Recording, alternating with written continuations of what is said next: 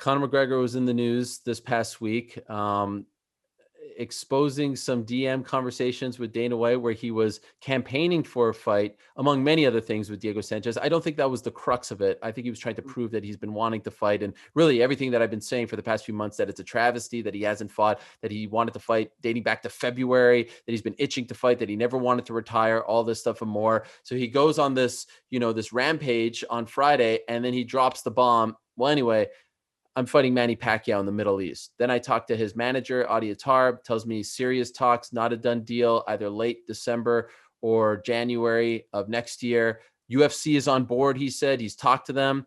And a lot of people said that Dana White, denied. He didn't really deny, just didn't really want to go into it at the press conference, but he's well aware they are on board, and they've done it before with Floyd Mayweather. So let me ask you this. Before we get into all the DM stuff and the Diego stuff, what is your level of interest in seeing Conor McGregor fight Manny Pacquiao either late this year or early next year? I got to be honest, Helwani, man. Like, I'm a fan of Conor McGregor. So whenever he does something, I watch, whether it's mixed martial arts, whether it's boxing. I remember when he fought Floyd.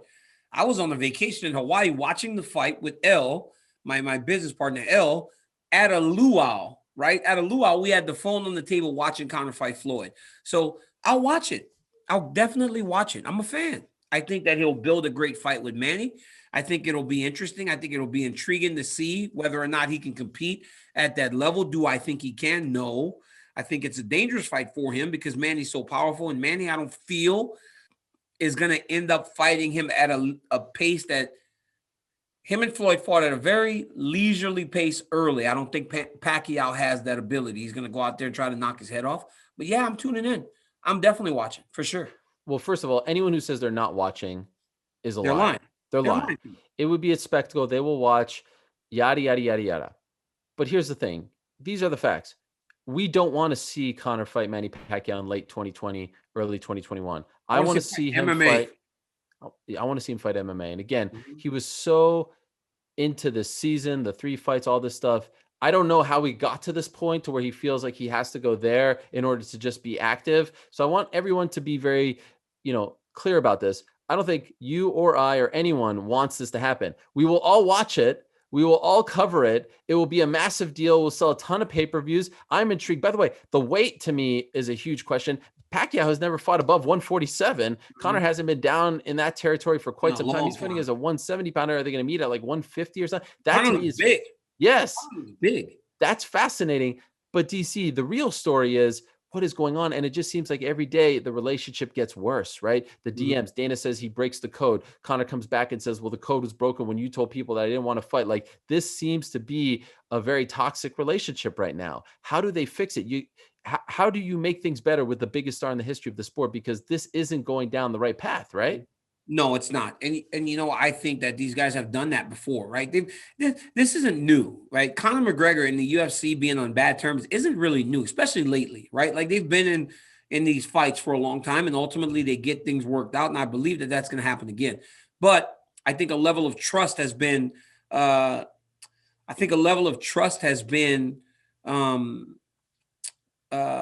they've been betrayed on both sides, right? Conor feels betrayed because he didn't get to fight in the way that he wanted.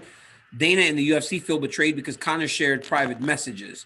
I think that's where I think the issue is going to be. But I also believe that Dana and Conor usually can work things out. But if not, that's when Lorenzo will get and come and help, because Conor respects Lorenzo so much that he's always willing to listen. And I think that with Dana, Lorenzo, and Conor, when they're all together, they generally can get things worked out. And I think that's ultimately what's going to happen.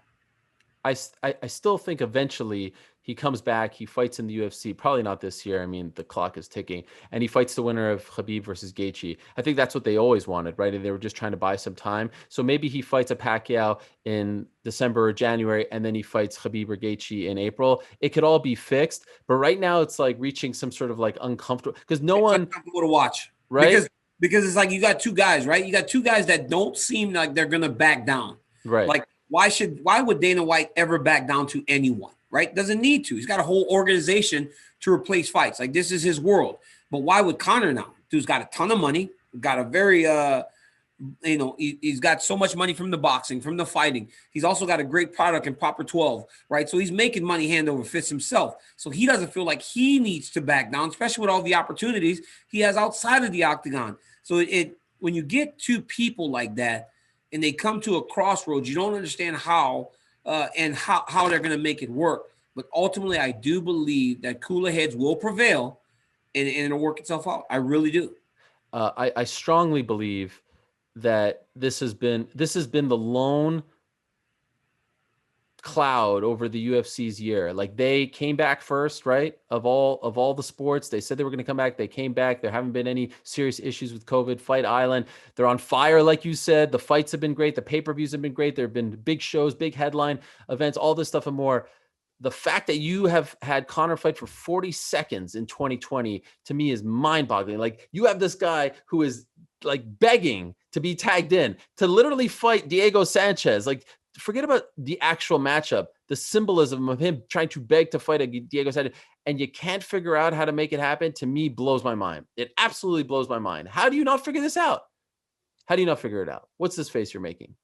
I think so. You're actually exactly what I can't. Well, so what? You believe this? What you believe this? Believe what? You believe that Conor would fight Diego Sanchez? No, I'm just saying. Forget about the fact. So I get it, right?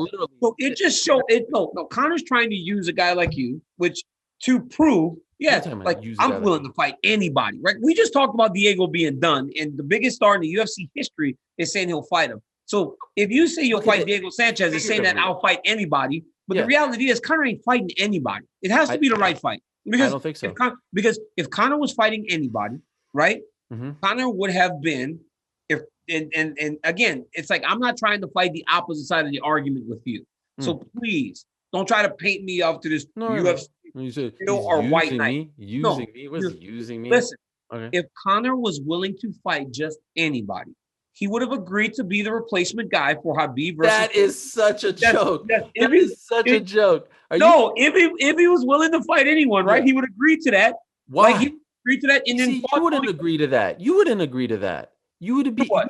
Would you be the backup fighter to John Jones versus Dominic Reyes? No, you wouldn't. You would say, "I'm no backup fighter." Come on, now you would not agree to that. No. But you were supposed to fight Justin Gaethje on July 11th.